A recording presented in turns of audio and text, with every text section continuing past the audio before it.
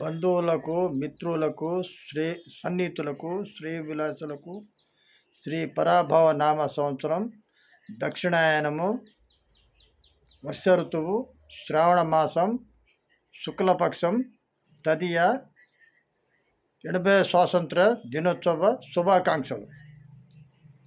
ఈరోజు 80 స్వాతంత్ర దినోత్సవం జరుపుకుంటున్నాము.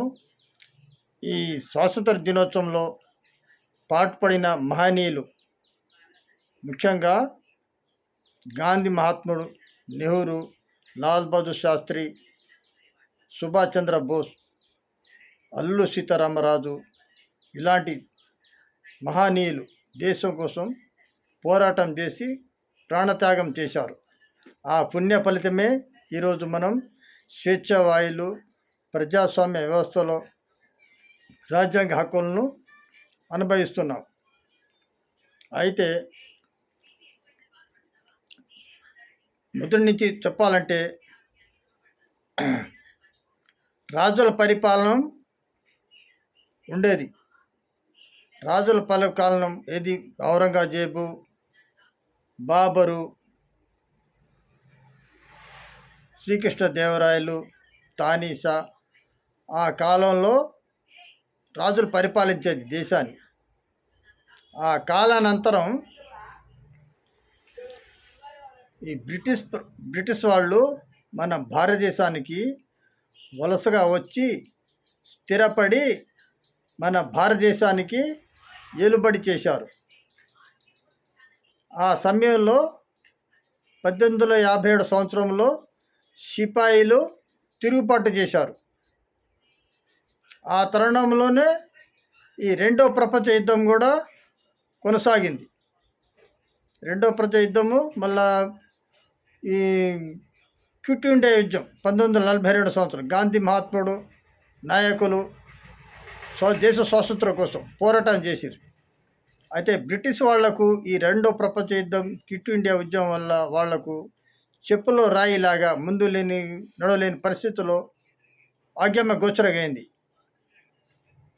అయితే రెండో ప్రపంచ యుద్ధానంతరం భారతదేశానికి స్వాతంత్రం ఇవ్వటానికి బ్రిటిష్ వాళ్ళు సంయుక్త వ్యక్తం చేశారు.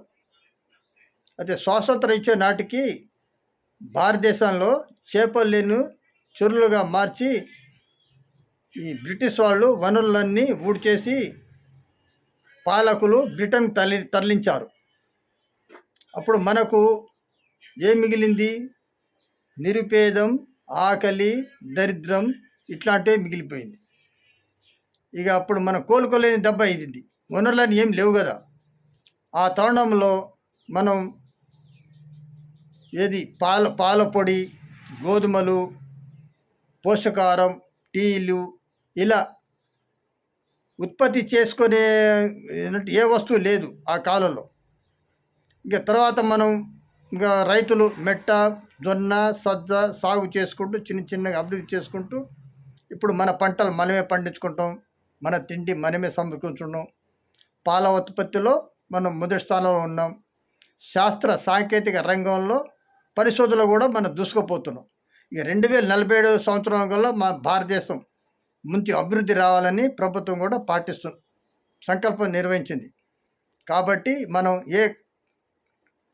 ఈ సంవత్సరం ఉన్నదాన్ని మన పర్వదినాలు వస్తుంటాయి కదా, పండుగలు. పనాడు మన రిపబ్లిక్ డే, మన స్వాతంత్ర దినోత్సవం, మన గాంధీ జయంతి, మన మదర్ తెరిసాయి జయంతి ఇలాంటి ఉన్నప్పుడు ఆ నాయకుల గురించి ఆ రోజు మన పిల్లలకు దిశానిర్దేశం చేసుకుంటూ చెప్తుండాలి. అప్పుడు ఆ వీళ్ళన్నీ వాళ్ళ పిల్లలకు తెలుస్తుంటుంది. దాంతోపాటు క్రమశిక్షణ, కమ్యూనికల్ స్కిల్స్, నడవడిక, పిల్లల్ని ఏ విధంగా గౌరవించాలి, ఒకళ్ళు ఏకాగ్రత, సమయపాలన, అంకిత భావం ఏం నేర్పించుకుంటూ పిల్లల్ని తీర్చిదిద్దే బాధ్యత తల్లిదండ్రుల మీద ఉంటుంది. కాబట్టి మీరు ఒక ఉన్నత స్థానానికి పిల్లల్ని ఒక ఉన్నత స్థాయికి తీసుకొచ్చి ఒక ఉన్నత స్థాయికి శిఖరాన్ని తీసుకోవాలని నా యొక్క మనవి.